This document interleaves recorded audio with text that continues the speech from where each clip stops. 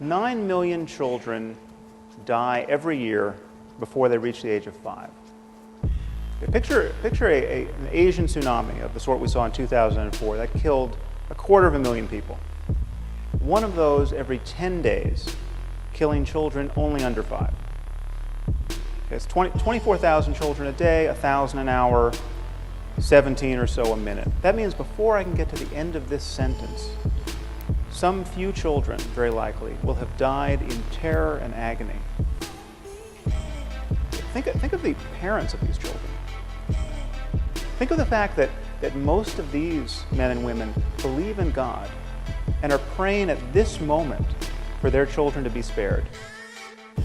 And their prayers will not be answered.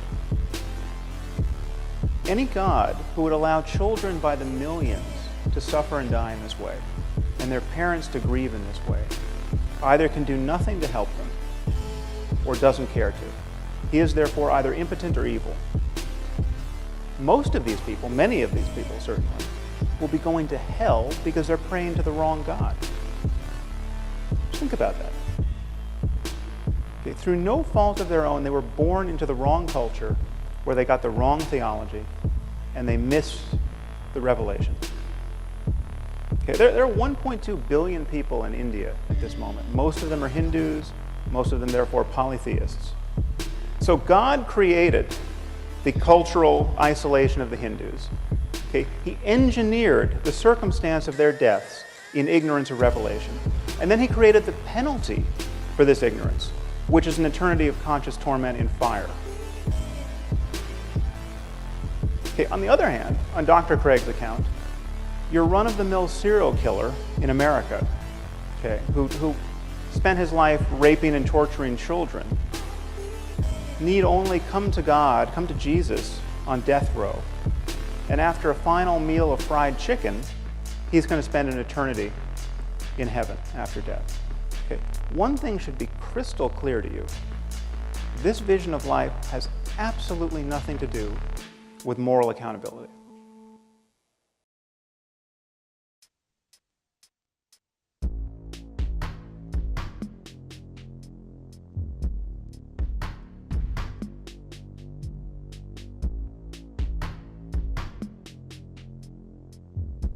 And please notice the double standard that people like Dr. Craig use to exonerate God from all this evil. Okay, we're told that God is loving and kind and just and intrinsically good. But when someone like myself points out the rather obvious and compelling evidence that God is cruel and unjust because He visits suffering on innocent people of a scope and scale that would embarrass the most ambitious psychopath, okay, we're told that God is mysterious. Okay, who can understand God's will?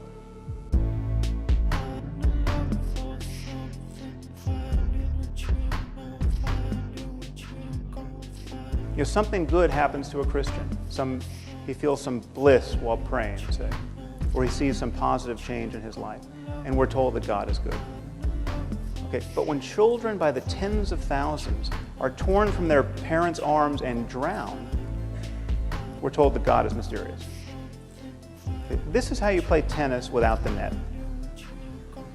Okay, and I want to suggest to you that it is not only tiresome when otherwise intelligent people speak this way, it is morally reprehensible.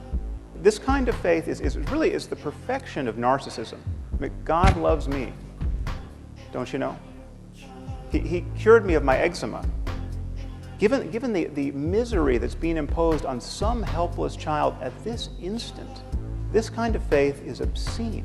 Okay, to think in this way is to fail to reason honestly or to care sufficiently about the suffering of other human beings. We're being offered a psychopathic and psychotic moral attitude. It's psychotic because this is completely delusional. There's no reason to believe that we live in a universe ruled by an invisible monster, Yahweh.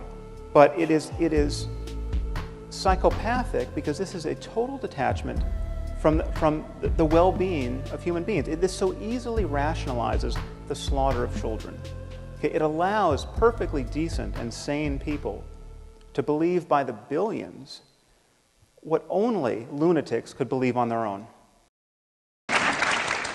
I just want to kind of show you all how the sausage of faith gets made.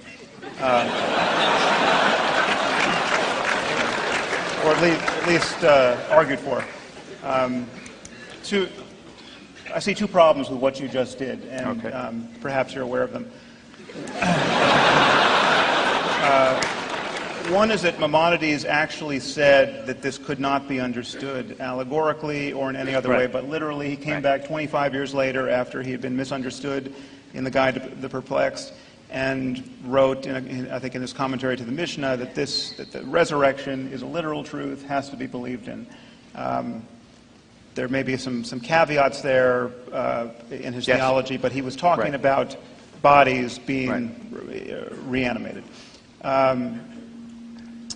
The other issue is you made this sort of artful move to the free will loophole. You said people have free will. If a man wants to lock his daughter in a dungeon and have sex with her, God has allowed that because he's given us this rather diabolical freedom. That doesn't cover all of the other suffering for which only God can be responsible if he exists. The 9 million children I just talked about dying every year through cancers and violence and accidents and lack of access to clean water. And this is God's fault if God exists. I mean, either he can do nothing about this, or he doesn't care to. So either he's impotent or evil. I mean, this is the problem that the free will doesn't get you out of. So, as many of you know, we have spent the last several years publicly criticizing religion, and I can tell you that what you hear back when you do that are all the reasons why most people think that's a terrible thing to do. And the reasons are not so numerous. It turns out there's not 100 ways or reasons to rise to the defense of God. There really are only 3. Either you argue that a specific religion is true, or you argue religion is useful in general, or you argue that atheism is intolerant or in bad taste or corrosive of something that's important in human life. And it's interesting that people rarely argue for the truth of religion. Even fundamentalists, I find. Fundamentalists almost never come forward with evidence for miracles or the confirmation of biblical prophecy. Some do, but for the most part, that's not even their primary concern.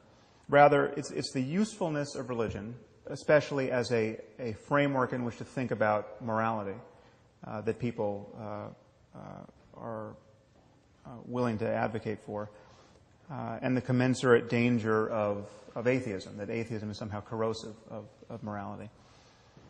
Now, the first thing to notice is that as an argument for belief in God, that is not only a bad argument, that's actually a non sequitur. I mean, religion could be useful, but completely empty of content. It could function like a placebo. And beliefs, really, you can't believe something or shouldn't be able to believe something merely based on its utility. Beliefs are not like clothing. You can't adopt them on the basis of comfort or utility. But people of faith, really to a man, are worried that unless we have a universal moral framework, unless we have a sense that words like good and evil and right and wrong actually mean something, then humanity will lose its way. And I actually share that fear. And I should point out that not all atheists do, but I do. And I want to tell you when this concern was first seared onto my brain. I was at a meeting at the Salk Institute. I believe it might have been one that Richard was at as well. And I gave a talk about morality, and I argued, as I will here tonight, that morality must relate at some level to questions of human and animal well-being. And the moment we admit this, we can see that certain moral codes are in fact worse than others. And I cited as an example the misogyny and sadism of the Taliban as an example of an orientation that was obviously less good than others.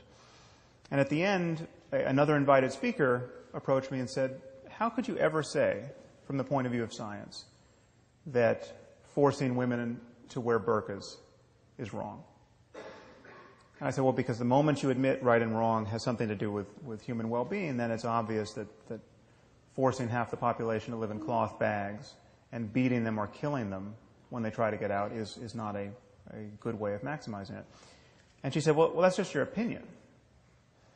And I said, okay, well, let's make it easier. Let's say we found a culture that was removing the eyeballs of children, every third child, say. Would you then agree that we'd found a culture that was not perfectly maximizing human well-being? And she said, well, it would depend on why they were doing it. So after my eyebrows returned from the back of my head, I said, okay, let's say they're doing it for religious reasons. Let's say they have a scripture which says every third should walk in darkness or some such nonsense. And she said, well, then you could never say that they were wrong. Now, you should know that I was speaking to a woman who was quite a sophisticated student of philosophy and science. In fact, she has since been appointed to the President's Council on Bioethics in the United States. She's one of 13 people advising President Obama on all of the ethical implications of medicine and progress in related science and technology. And she had just delivered a perfectly lucid lecture on the moral implications of advances in neuroscience, and she was especially concerned that we might be subjecting captured terrorists to fMRI-based lie detection technology. And she thought this would be a truly unconscionable violation of their cognitive liberty. So on the one hand, her moral scruples were really finely calibrated to recoil from the slightest perceived misstep in our war on terror, and yet she was totally detached from the very real suffering of millions of women in Afghanistan at this moment. So I view this double standard as a problem. And strangely, this is the erosion of basic common sense and moral goodness that religious people tend to be worried about. Now, I hope it's obvious to all of you, and will be even more obvious at the end of this hour, that religion isn't the answer to this problem. But it's inconvenient that the people who tend to agree with me about the necessity of a concept of moral truth are, by and large, religious demagogues and not our fellow secularists, and certainly not our atheists. So now, how do we find ourselves in this situation? How is it that religious dogmatists and many scientifically oriented secularists agree about the limits of science? Well, it's thought that there are two quantities in this world. There are facts on the one hand, and there are values on the other. And it's imagined that these two are discrete entities that can't be understood in monistic terms. And it's imagined that science can't say anything about value. Science can't tell us the answers to the most important questions in human life. How should we raise our children? What constitutes a good life? In principle, science can't touch these things. Of course, everyone agrees that science can help us get what we value. And once we agree that we value something, then science is a very useful tool. But it can't tell us what we ought to value. And so it's thought from the point of view of science that when we look at the universe, we just see one event following another. We just see a concatenation of causes. And there's no corner of the universe that announces certain events as good or bad or right or wrong. We make those judgments. But in doing that, we seem to be broadcasting our preferences onto a reality that is intrinsically value-free. And where do our preferences come from? Where do our notions of right and wrong and good and evil come from? Well, they clearly are the product of apish impulses and social emotions that have been drummed into us by evolution. And then they get modulated by culture. So you take something like sexual jealousy, for instance. We come from a long line of primate ancestors that were probably quite covetous of one another, despite the fact that everyone was covered with hair. And this possessiveness gets modulated by culture, and so we have something like the institution of marriage, say. And therefore, from the point of view of science, when you look at a statement like it's wrong to cheat on your spouse, it seems like that statement doesn't really track reality in any deep sense. This is just how apes like us learn to worry when we acquire language.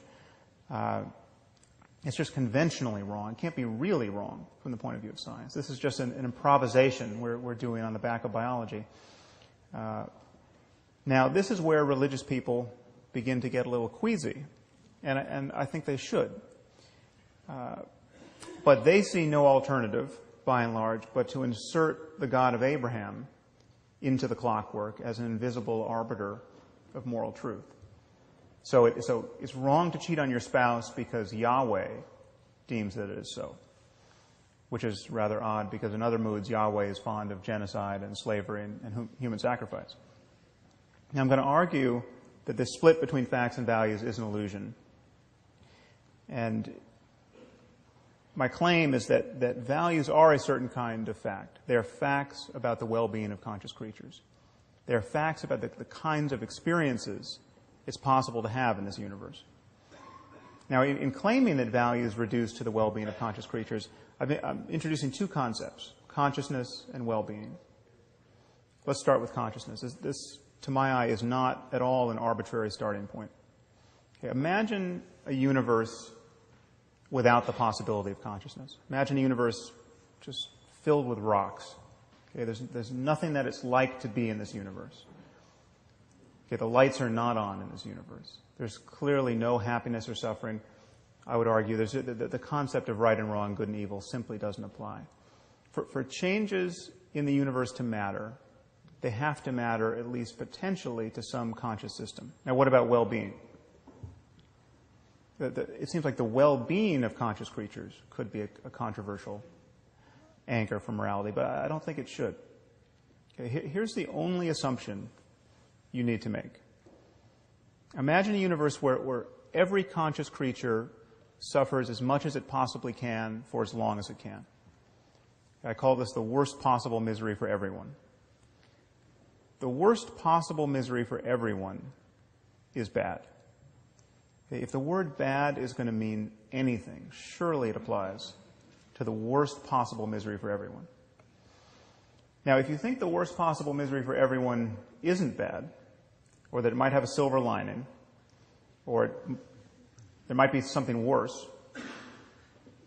I don't know what you're talking about. And what is more, I'm reasonably sure you don't know what you're talking about either.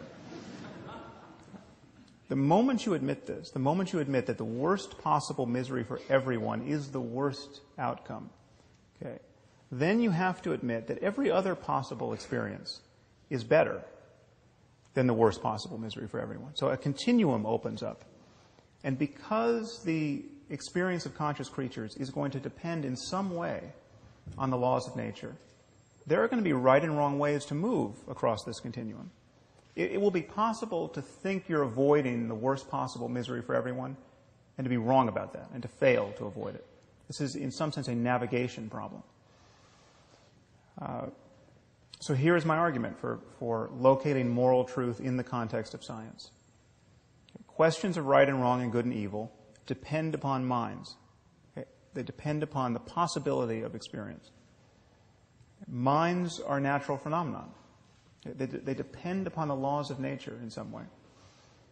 Morality and human values, therefore, can be understood potentially in the context of science, because in talking about these things, we really are talking about all of the facts that relate to the well-being of conscious creatures. In our case, we're talking about genetics and neurobiology and psychology and sociology and economics. Now, I view this space of all possible experience as a kind of moral landscape where the peaks correspond to the heights of well-being and the valleys correspond to the lowest depths of suffering. And one thing that to drop out of this analogy is the possibility of there being multiple peaks. Maybe there are many different but morally equivalent ways for, in our case, human beings to thrive. But clearly there are many more ways not to thrive. There'll be many more ways to not be on a peak. And I think it's rather obvious that there are many more ways to suffer unnecessarily in this world than to be sublimely happy.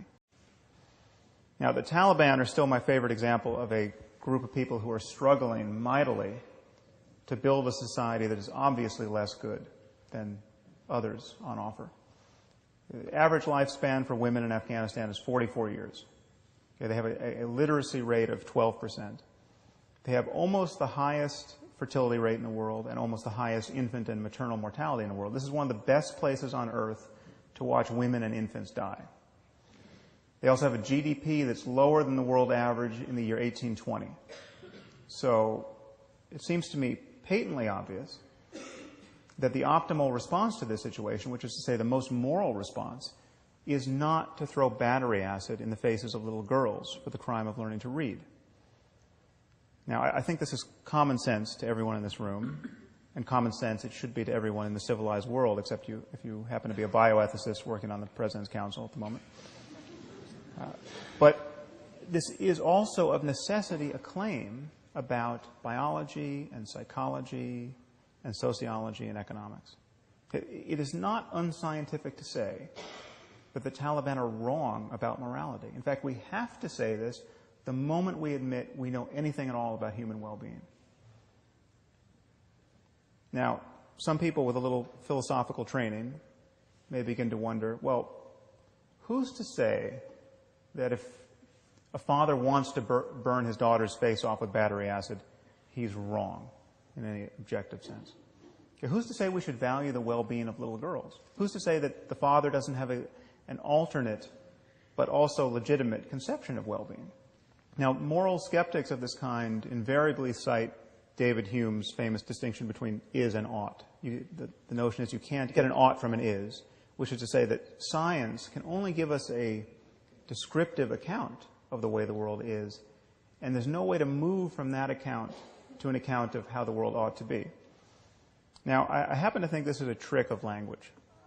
This notion of ought, this falls very much into Wittgenstein's notion of philosophy as a battle against the bewitchment of our intelligence by means of language. And people are mightily bewitched by words like ought and should and moral duty. Now, to ask whether we ought to avoid the worst possible misery for everyone, on my view, is nonsensical. If we ought to do anything, if we should do anything, if we have a moral duty to do anything in this universe, it's to avoid the worst possible misery for everyone. Okay, there's no notion of ought that reaches deeper than the imperative of avoiding the worst possible misery for everyone. Okay, it doesn't make sense to say, well, I would have avoided the worst possible misery for everyone, but I actually had other priorities. Okay, there's no space for those other priorities to occupy. Or so I argue.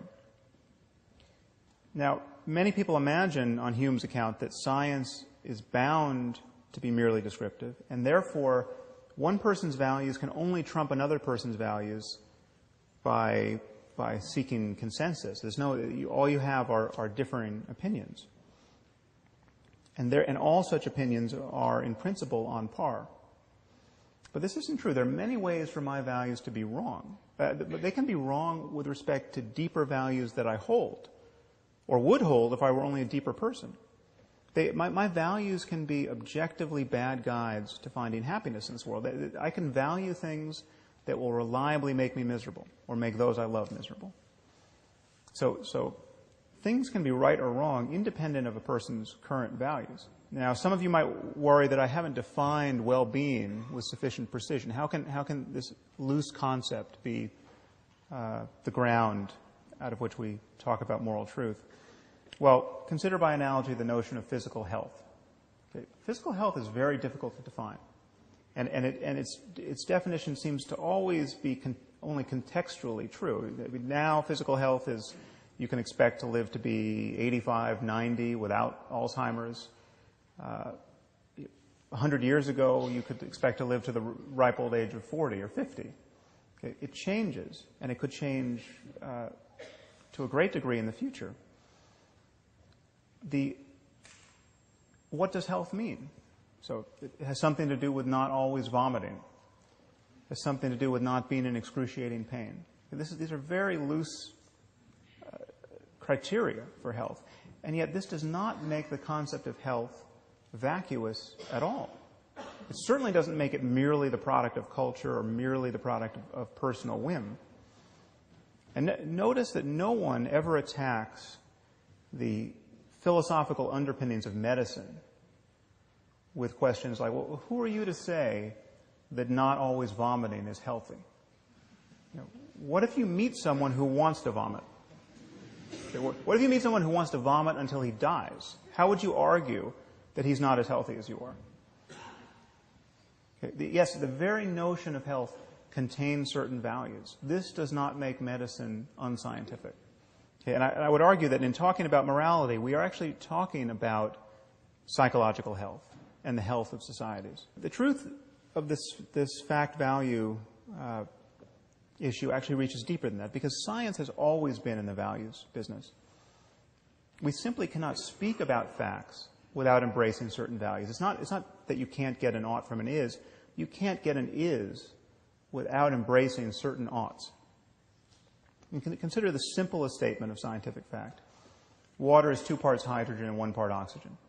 This seems to be as value-free an utterance as human beings ever make. Okay, but what do we do when someone doubts the truth of this proposition? What if someone comes forward and says, well, I'm sorry, but that's not how I choose to think about water? Okay, what if someone says, I'm a biblical chemist and I read in Genesis 1 that God created water before he created light, which in fact it says in Genesis 1. So therefore there were no stars to fuse hydrogen and helium into heavier elements like oxygen. So there would have been no oxygen to put in the water. So God either there's no oxygen in water, or God made special oxygen. And I don't believe he'd do that, because that would be biblically inelegant. Okay. What could we possibly do with such a person? Okay. All we can do is appeal to scientific values. Okay. And if a person doesn't share those values, the conversation is over. Okay. We must appeal to the value of understanding the world, the value of evidence. In this case, some hundreds of years of evidence in chemistry. The value of logical consistency. Much of what we believe about the world is predicated on the validity of our beliefs about the structure of water. If someone doesn't value evidence, what evidence are you going to provide that proves they should value it? If someone doesn't value logic, what logical argument could you invoke to prove that they should value logic? And I think the split between facts and values should just look bizarre on its face. Because what are we really saying when we say that science can't be applied to the most important questions in human life? We're saying that when we really relinquish our biases, when we make every effort to get behind our wishful thinking and self-deception, when we rely most clearly on honest observation and sound reasoning, when intellectual honesty is at its peak, well then that has no application whatsoever to the most important questions in human life. That's precisely the mood you cannot be in to answer the most important questions in human life. So I'd argue to you that thinking of moral truth in the context of science, and indeed a science of morality, should only pose a problem for you if you think a science of morality must be absolutely self-justifying in a way that no branch of science can be. Okay, a science of morality based on a concern for well-being would be on the same footing as a science of medicine based on a concern for health, or indeed any other science that has to assume certain axiomatic assumptions. There are many questions you could ask that are actually good questions. One would be, how would this work in practice? I mean, we often have values, genuine values, that can be in competition with one another. There can be trade-offs between values. How do we balance one person's well-being against the well-being of the group? How do we evaluate the consequences of our actions when the consequences seem to go on forever? So you take, for instance, this recent tragedy in Japan. Is this a good thing or a bad thing? Well, it certainly seems bad, but what if this causes us to handle nuclear materials so much more conscientiously than we ever would have in the future that it winds up saving millions of lives? Okay, these are all good questions, but I would argue these are not a retort to the argument I've given you. Okay, it could be difficult or impossible to answer some of these questions, but in every area of science, in every area where we acknowledge that truth claims are valid, there are an infinite number of questions that are indeed difficult or impossible to answer. This does not nullify truth claims. I mean, this is my favorite example of the moment is how many birds are in flight over the surface of the earth. Okay, we don't know, we can't know, we will never know, and in fact it just changed. Okay, there's no scientific effort that could deliver those data. And yet we know there's a simple answer. It's just an integer. This could well be true of certain questions about morality. This would not nullify the reality of moral truth.